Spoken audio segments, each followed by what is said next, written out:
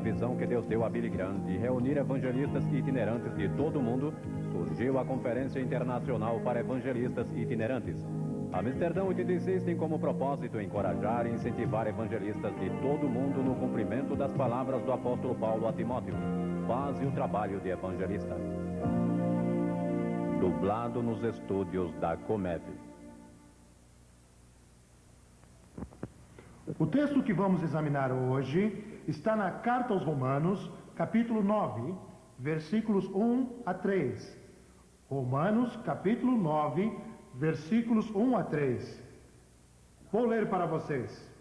Paulo diz: digo a verdade em Cristo, não minto, testemunhando comigo no Espírito Santo a minha própria consciência, que tenho grande tristeza e incessante dor no coração, porque eu mesmo desejaria ser anátema, separado de Cristo, por amor de meus irmãos, meus compatriotas, segundo a carne. Minha mensagem hoje é uma mensagem tópica. É paixão pelas almas. Em 10 de maio de 40, medo varreu as ruas desta cidade de Amsterdã. Naquele dia, os exércitos de Hitler invadiram a Holanda, a Bélgica e Luxemburgo. A Europa estava nas garras da Segunda Guerra. 3 dias depois, 13 de maio, Winston Churchill falou ao parlamento britânico e veja o que ele disse: nada tenho a oferecer além de sangue, suor, lágrimas e esforço. Nosso programa de ação? Direi que o programa de ação é travar batalha em terra, mar, ar, com toda a nossa força e todo o nosso poder. Winston Churchill tinha paixão pela vitória. Mas enquanto estamos reunidos aqui em Amsterdã 86, uma batalha muito maior está sendo travada neste mundo. É uma batalha pela alma de homens e mulheres. E esta batalha exige um sacrifício muito maior. É uma batalha entre as forças da luz e os poderes das trevas. Uma batalha entre os exércitos de Satanás e os exércitos de Cristo. Uma batalha que vai resultar em vida eterna para aqueles que se arrependerem e crerem, e condenação eterna para os que negligenciarem ou rejeitarem tão grande salvação. Quero definir 2 palavras. Primeiro, a palavra alma. O que é alma? É a sua verdadeira pessoa. Gênesis 2, verso 7 diz: Deus soprou no homem o fôlego da vida, e o homem passou a ser alma vivente. Deus colocou um altíssimo valor na alma, e de fato disse que aproveitará o homem se ganhar o mundo inteiro e perder a sua alma. O que dará o homem em troca da sua alma? Essa passagem foi escolhida pelo grande imperador Carlos Magno para ser esculpida no mármore do seu túmulo. O verso mais conhecido no Novo Testamento é um que quase todos sabem. E esse verso nos diz que Deus tem paixão pelas almas. Vocês sabem qual é esse verso? É João 3,16. E eu vou pedir que na sua própria língua e na sua própria língua que o recitemos todos juntos ao mesmo tempo. Eu vou começar. Vamos lá, agora. Porque Deus amou o mundo de tal maneira que deu seu Filho unigênito, para que todo aquele que nele crê não pereça, mas tenha vida eterna. Sim, esse verso nos diz que Deus tem paixão pelas almas. E Jesus tem paixão pelas almas.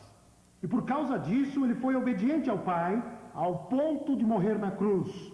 Os apóstolos tinham paixão pelas almas e foram a todo lugar pregando o Evangelho. Irmãos e irmãs, não há jornada longa demais se o resultado for uma alma salva. Nenhuma despesa é grande demais se vai resultar na salvação de uma alma. Nenhum sofrimento é grande demais se uma alma é salva. Nenhum sacrifício é grande demais se por meio dele uma alma for ganha. Então qual é o nosso alvo? Nosso alvo é a salvação de almas. A segunda palavra é a palavra paixão. O que queremos dizer com paixão? A palavra paixão significa sofrer. A palavra compaixão significa sofrer com. Mas paixão significa mais do que anseio. Significa uma devoção de vida que suporta o sofrimento. Significa amor que sofre. Muitas vezes falamos sobre a paixão do nosso Senhor. O Senhor Jesus voltou sua face para Jerusalém e ele tinha uma única paixão. Ele ia morrer e derramar o seu sangue, a sua vida, pelos pecados do mundo. E ao falar sobre esse assunto, paixão pelas almas, quero considerar 4 áreas. A primeira é uma paixão singular, ou paixão genuína. Segunda, uma paixão de coração. Terceira, uma paixão de vida. E então, para ser bem prático, como incentivar paixão pelas almas? Primeiro, precisamos de uma paixão única. Quando eu era menino, eu tinha um canivete que fazia muitas coisas. Era um canivete de bolso, tinha 3 lâminas, um abridor de latas, uma chave de fendas, uma lixa de unha, uma minúscula tesoura, e tinha custado $1, mas não valia 10 centavos. O problema era que fazia coisas demais. Era versátil demais, fazia várias coisas e nenhuma bem. Da mesma forma, singularidade de propósito é o que Deus requer de nós.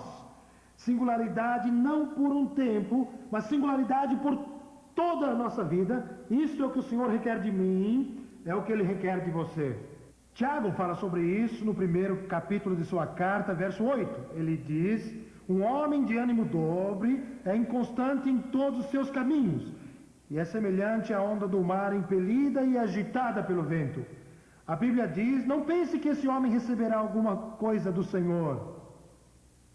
Ouvi falar certa vez de uma mula que morreu de fome entre 2 montes de feno delicioso. Tudo porque não conseguia decidir de qual monte comer. Por isso, Tiago diz: não seja de ânimo dobre, não tenha uma mente dividida. Nosso Senhor tinha uma única paixão, era buscar e salvar os que estavam perdidos. Satanás, por vezes, tentou afastar o Senhor do seu propósito único. Quando Jesus estava no deserto, Satanás disse: se te prostrares e me adorares, eu te darei os reinos do mundo agora mesmo. Estava oferecendo um atalho, mas Jesus recusou, dizendo: está escrito. Nosso Senhor tinha uma única paixão, um único propósito. Quando estava falando com Pedro, mencionou o seu sofrimento e a sua morte, e Pedro lhe disse: Senhor, longe de ti tal coisa, isso não te acontecerá. E Jesus ouviu a voz de Satanás e disse: arreda-te de mim, Satanás. Satanás tentou desviar o Senhor da sua única paixão. Mesmo quando Jesus estava na cruz, Satanás falou através do povo. Disseram: desce da cruz. Salvou a outros e a si mesmo não pode salvar. E o Senhor reconheceu a voz de Satanás. Descer de lá teria sido humano, permanecer foi divino. E o Senhor, fiel ao seu propósito, permaneceu ali. Uma paixão única.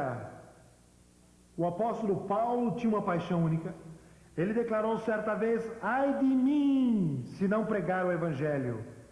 Paulo sabia quem era e que Deus o tinha chamado.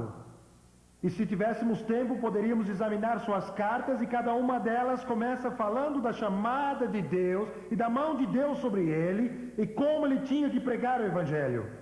Ele queria deixar isso bem claro. Escrevendo à igreja de Filipenses, no capítulo 3, verso 13, ele diz: uma coisa somente eu faço, esquecendo-me das coisas que para trás ficam e avançando para as que diante de mim estão, prossigo para o alvo, para o prêmio da soberana vocação de Deus em Cristo Jesus. Irmãos e irmãs, humanamente falando, não há nada mais poderoso que uma paixão singular na vida. Uma paixão única para a vida toda. Primeira vez que eu ouvi Billy Graham pregar foi no ano de 45. E acho que ele já estava pregando fazia alguns anos. E por mais de 45 anos, ele tem sido fiel a esta paixão única, apesar das ofertas, apesar de lutas, apesar de tentações. E por isso nós damos graças a Deus e o louvamos. Uma paixão singular. Você tem uma paixão singular? Você tem uma paixão única? Quando eu me formei no Instituto Bíblico Moody, há muitos anos, eu fui para o Instituto de Arte de Chicago. E lembro das famosas pinturas do grande artista holandês Vincent van Gogh. Fui ao Museu Van Gogh alguns dias atrás, aqui em Amsterdã. Van Gogh teve uma vida infeliz, que terminou em suicídio. Seu pai foi um pastor. Numa época em sua vida, Van Gogh sentiu chamado para ser um evangelista. Aos 24 anos, em 1878, ele se matriculou numa escola de evangelismo em Bruxelas, na Bélgica. E depois de se formar, ele pregou por cerca de 1 ano.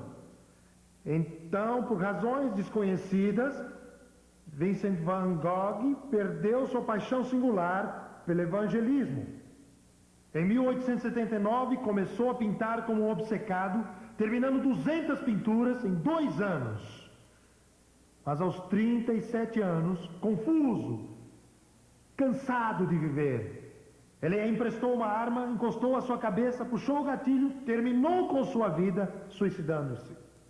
O apóstolo Paulo, escrevendo ao jovem Timóteo, exortou a Timóteo a não ser negligente com o dom de Deus que estava nele. Ele disse: Timóteo, aviva o teu dom. Disse Timóteo: resiste à mente dividida. Vamos pedir a Deus que nos dê uma paixão única. Mas segundo, vamos pensar numa paixão do coração. Paixão do coração. John Henry Jowett escreveu estas palavras poderosas sobre paixão do coração. O evangelho de um coração quebrantado exige o ministério de um coração que sangra. No momento que deixarmos de sangrar, deixaremos de ser uma bênção. Ele disse: nunca poderemos curar as feridas que não sentimos. Ele escreveu: corações sem lágrimas jamais poderão conter essa paixão. O que quero dizer com paixão do coração? Falo de um cuidado, falo de um sentimento de identificação, um espírito de compaixão. Muitas vezes o grande Davi Livingstone não sabia falar a língua das pessoas a quem ministrava, mas todos sentiam a compaixão do seu coração. Ele tinha uma paixão do coração. Abraão, no Velho Testamento, olhou para Sodoma e sentiu compaixão. De fato disse: Senhor, não julgue esta cidade. Ele disse: Senhor, retém teu julgamento. Talvez eu possa achar 50 justos, e por 50 justos poupará Sodoma. E o Senhor disse sim. Ele procurou 50 e não achou. Ele disse: Senhor, se eu achar 45, reterás o julgamento? Se eu achar 40, talvez 30, 20, 10. Ele pensou: se o meu sobrinho Ló é justo, se sua esposa é justa, se suas filhas são justas, se os noivos são justos, eu terei meus 10. Senhor, reterás o teu julgamento por amor dos 10? Abraão tinha uma paixão no coração por Sodoma. Moisés tinha uma paixão no coração. Ele estava no monte recebendo a lei. Enquanto ele estava no monte, os filhos de Israel fizeram um bezerro de ouro e dançaram ao seu redor. Moisés desceu e seu coração se partiu. E ele também ficou irado. Ele foi ao Senhor em oração, e a sua oração está em Êxodo 32. Ora, o povo cometeu grande pecado, fazendo para si deuses de ouro. Agora, pois, perdoe-lhe o pecado, e agora ouço isto. Ou se não, risca-me, peço-te, do livro que escreveste. Você sente isto? Moisés se identificou tanto com seu povo, que disse: Senhor, se não pode perdoar o meu povo, risca-me do teu livro. Moisés tinha uma paixão no coração. Jesus tinha uma paixão no coração. Uma ocasião ele olhou para sua amada Jerusalém e chorou pela cidade. Em Mateus 23 ele disse: Jerusalém, Jerusalém, quantas vezes eu quis reunir os seus filhos como a galinha junta seus pintinhos, e vós não o quisestes. Você alguma vez sentiu isso? Você sentiu isso por uma família, por um indivíduo, por uma vila, por uma nação, pelo mundo? Mateus 9 diz: vendo Jesus as multidões, ele se compadeceu delas, porque estavam aflitas e exaustas, como ovelhas que não têm pastor. Irmãos e irmãs, Jesus ama as pessoas. Jesus ama todas as pessoas e devemos amar todas as pessoas. Um evangelho inclusivo não pode ser compartilhado por pessoas exclusivas. O evangelista D.L. Moody só estudou até a 6ª série. Quando ele começou a ministrar, falava muito mal. Diziam que conseguia dizer Mesopotâmia numa só sílaba. Não sei como conseguia. Mas uma vez ele pregou um sermão sobre compaixão e perguntaram-lhe como ele tinha preparado o sermão. Ele disse: bem, eu li passagens da Bíblia sobre o amor de Deus e o amor de Cristo. E lendo, fiquei tão subjugado por seu amor, ali com a Bíblia aberta, e então comecei a chorar. Enquanto lia a palavra de Deus e chorava pelas multidões, eu comecei a escrever. O Senhor me deu as palavras e foi assim que eu preparei o sermão sobre paixão e compaixão. Ele tinha uma paixão no coração, uma paixão no coração.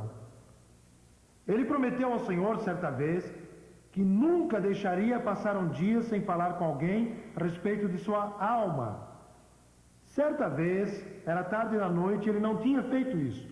Então ele saiu pelas ruas e viu um homem de negócios que vinha vindo e correu atrás dele. E ele era um homem corajoso. E disse: meu amigo, você é um cristão? E o homem olhou para ele e disse: isso não é da sua conta. Moody disse: você está enganado, isto é da minha conta. Ele disse: você deve ser de L. Moody. Moody tinha esse tipo de reputação na cidade de Chicago. Ele às vezes chegava a ser rude. Certa vez em Edimburgo, na Escócia, ele tinha pedido a um teólogo para orar. E o teólogo orou, e orou, e orou, e orou nesse culto. Moody começou a ficar nervoso, pois queria pregar. Finalmente ele levantou-se e disse: se o nosso irmão cortar um pouco do começo e um pouco do fim, apressar o meio, eu ficarei grato. Foi como ele cuidou do caso. E Moody queria uma paixão do coração. Um dia ele orou e pediu a Deus que fizesse uma obra em seu coração que o transformasse. E contou mais tarde um dia em Nova York. Oh, que dia, não posso descrevê-lo, e raramente falo sobre isso. É uma experiência quase sagrada demais para mencionar. Posso apenas dizer que Deus revelou a mim, e eu tive tal experiência do seu amor, que precisei pedir que ele detivesse a sua mão. Voltei a pregar de novo e os sermões não eram diferentes. Não apresentei nenhuma verdade nova, mas milhares se converteram. Isso foi porque Deus lhe deu uma paixão do coração. Temos esse tipo de paixão? Bob Pierce fez a pergunta: o seu coração chora pelas coisas que ferem o coração de Deus? Uma paixão única, uma paixão do coração e uma paixão de vida. Nossa paixão pelas almas tem que ser uma paixão de vida. O apóstolo Paulo tinha uma paixão de vida. Na verdade, ele escreve a respeito, na passagem que eu li, Romanos capítulo 9, verso 2. Eu tenho grande tristeza e incessante dor no coração, e ouço com atenção, porque eu mesmo desejaria ser anátema, separado de Cristo, por amor de meus irmãos, meus compatriotas, segundo a carne. O que Paulo estava dizendo? O que estava o grande apóstolo Paulo dizendo? Estou disposto a ir para o inferno, se através disso meus familiares, meus irmãos, pudessem vir a conhecer a salvação de Deus. Paulo tinha uma real paixão de vida, e ele se manteve fiel a esta paixão. Falamos bastante esta semana sobre esgotamento. Recentemente li vários artigos advertindo sobre o que os ocidentais chamam de esgotamento. Isso é fatiga, resultante de estresse e excesso de trabalho. Eu compreendo muito bem esse perigo e entendo o que foi dito. Mas eu gostaria de pensar sobre o outro lado da moeda por um minuto. Gostaria de lembrar que os apóstolos não só se esgotaram pelo Evangelho, mas foram queimados por causa dele. O apóstolo Paulo, chegando ao fim da sua vida, depois de ter sido espancado e preso, disse: combati o bom combate, completei a carreira, guardei a fé. Na minha opinião, num ministério guiado pelo Espírito, onde estamos fazendo o que Deus nos chamou para fazer e onde não nos deixamos desviar e onde fazemos o que foi mencionado aqui sobre refrigério espiritual e obedecer o mandamento sobre o dia do descanso, na minha opinião, devíamos nos esgotar no ministério. Uma paixão pelas almas é uma paixão de vida e significa dar a sua vida, derramá-la. Henry Martin, missionário da Índia, declarou: quero me consumir para Deus. Em 1793, William Carey, aos 32 anos, leu Marcos 16 e disse: Senhor, eu vou para a Índia. Ele foi à Índia, enfrentou muitos obstáculos, mas foi à Índia. Tinha uma família numerosa. E por 44 anos ele deu a sua vida.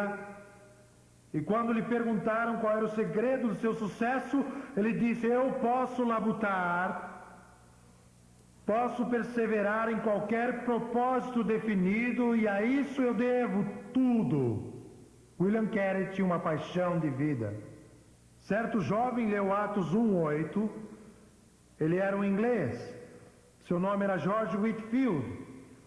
E ao ler ele sentiu um peso pela América do Norte. E decidiu cruzar o oceano. Levava 3 ou 4 meses para cruzá-lo. E ele fez isso 13 vezes. E ele viajou de norte a sul pela costa leste, pregando em igrejas, prisões e muitas vezes ao ar livre. Benjamin Franklin disse: 30 mil pessoas se reuniram em Filadélfia e ficaram ali ouvindo George Whitefield. George Whitefield derramou seu coração pela América. Aos 58 anos, ele tinha se consumido. E está sepultado lá em nosso país, em Newburyport, onde ele expirou. Hebreus capítulo 12, verso 3 e 4, confirma o que estou dizendo. Hebreus 12, 3 e 4, fala do nosso Senhor Jesus Cristo, que se entregou até derramar sangue. Eis que o escritor diz: considerai, pois, atentamente aquele que suportou tamanha oposição dos pecadores contra si mesmo, para que não vos fatigueis desmaiando em vossas almas. O Senhor não quer que desanimemos. Agora ouçam. Vocês ainda não resistiram até ao ponto de derramar sangue. Eu creio que ele fala de uma paixão de vida, o derramamento da nossa vida por toda uma existência. Minha mãe veio da Escócia, meu pai veio da Escócia. A família da minha esposa veio da Alemanha. Meus pais foram os primeiros a aceitar Cristo da família. Minha esposa vem de uma família cristã há muitas gerações. Mas me lembro quando, alguns anos atrás, fui convidado a ir a Edimburgo. E aceitei com alegria, porque minha mãe veio de lá. E estavam celebrando o centenário das Cruzadas de Moody. Eu fui convidado para pregar na Catedral de St. Giles. John Knox foi pastor ali no século XVI. E John Knox tinha uma paixão pelas almas. John Knox tinha uma paixão de vida. E John Knox orava pela Escócia. Na verdade, ele fez a mesma oração que Raquel fez em Gênesis 30, versículo 1. E essa oração foi simplesmente essa: dá-me filhos. John Knox orou: dá-me almas, dá-me as almas da Escócia, ou morrerei, ou morrerei. Raquel estava envergonhada, e ela estava preocupada, e ela estava desesperada. E assim estava John Knox. E quando sentimos isso, parece que o Senhor nos responde e nos dá o que pedimos. E quero terminar de maneira bem prática. Como posso incentivar uma paixão pelas almas? Como posso crescer nessa área? Primeiro, sugiro que tomem nota. Busque uma paixão pelas almas.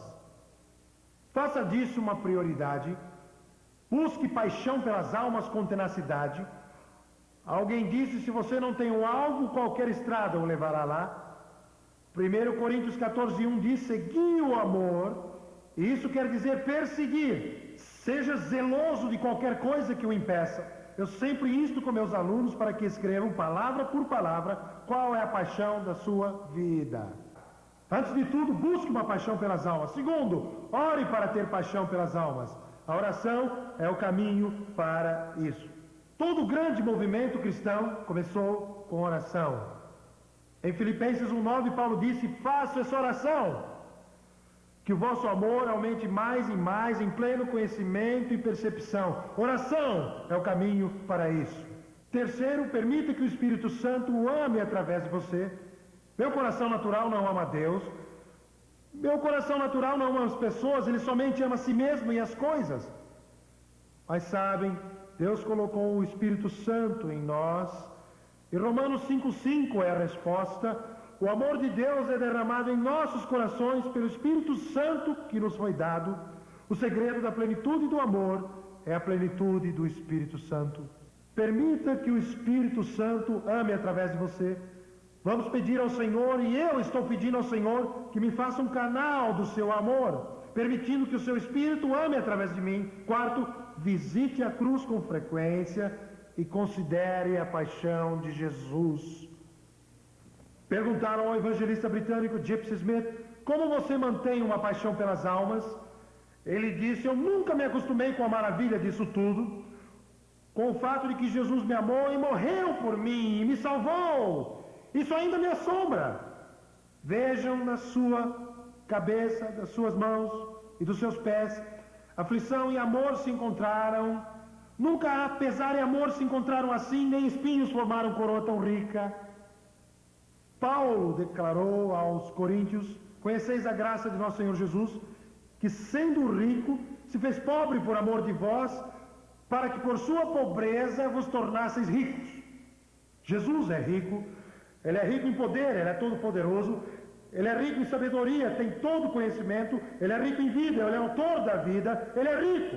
Nós somos pobres, pecadores, perdidos, pobres, tão pobres que não temos pão para a nossa alma, tão pobres que não temos nada para cobrir nossa nudez, jamais poderíamos pagar um advogado para defender nossa causa, pobres, pecadores, perdidos. Mas Jesus se fez pobre. Jesus se tornou pobre, Paulo diz, por amor de nós. Como ele se fez pobre? Ele nasceu numa manjedoura, fez-se tão pobre que as raposas tinham seus covis e as aves os seus ninhos, mas o filho do homem não tinha onde repousar sua cabeça. Tão pobre que o chão era sua cama, e pedras o seu travesseiro, o riacho a sua banheira e o vento a sua toalha. E ele morreu numa cruz fora dos muros da cidade e foi sepultado num túmulo emprestado. Nós nos tornamos ricos, ficamos ricos. Você é rico hoje, eu sou rico hoje, sou filho de Deus. Oh, eu me alegro por fazer parte da família de Deus. Somos herdeiros de Deus e co-herdeiros com Cristo. Vamos reinar com Ele. Sou um filho do Rei, sou filho do Rei. Será que entendemos isso?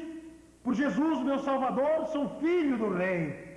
Quando eu vou à cruz, e quando tomo o pão, e tomo o cálice, quando penso na sua paixão, e participo do mistério da comunhão, da sua paixão, do seu sofrimento, então minha paixão é reavivada, minha visão é renovada, e estou pronto a servir até o derramamento de sangue. Irmãos e irmãs, temos uma paixão única, temos uma paixão do coração, temos uma paixão de vida. Nossa chamada como evangelistas não é para prata, ou ouro, ou seda, ou pedras preciosas. Nossa chamada nos leva a sangue, suor e lágrimas. É minha profunda convicção que o segredo da vida cristã é uma série de novos começos. Quero repetir isso. É minha convicção que o segredo da vida cristã é uma série de novos começos. E ao participarmos da mesa do Senhor, aqui em Amsterdã 86, que isso seja para mim e para cada irmão e irmã um novo começo.